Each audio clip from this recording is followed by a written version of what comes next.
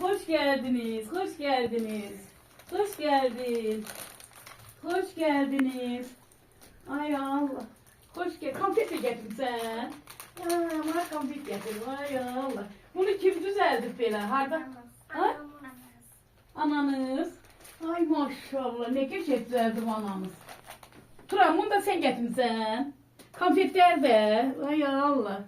Bu konfetler de çek kızım. Konfetler de çek.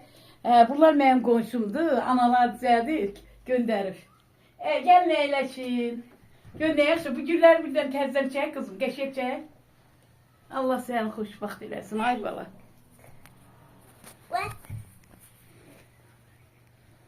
Anamız ne geçek düzeldir. Üzerlerine. Mono düz. Hele ayağım. Bunu da Turan'a vereyim. Konfetler de. Ay Allah. Ne güzel balasınız. Ne güzel maşallah. He.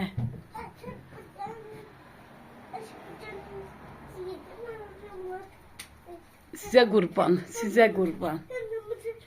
Bunlar benim komşularımdı. Oturun. Adın neydi senin? Ayağım. Ay Allah senin. Bana. He bana. Ananız verip size. Tura anam verdi. Kampeti. Bir de parimaniye ver. Ay Allah. Kötüye kampet veriyor anası. Size kurban. Size kurban. Ne yaxşı balalarsınız. Ne yaxşı balalarsınız. Ne yaxşı balalarsınız. Ne yaxşı balalarsınız. Allah köməyiniz olsun. Ananı, atan Allah sağ versin. Ay balası. Elə ondan böyüyün. Toyunuzu görsün. Belə. Sağ olun, var olun.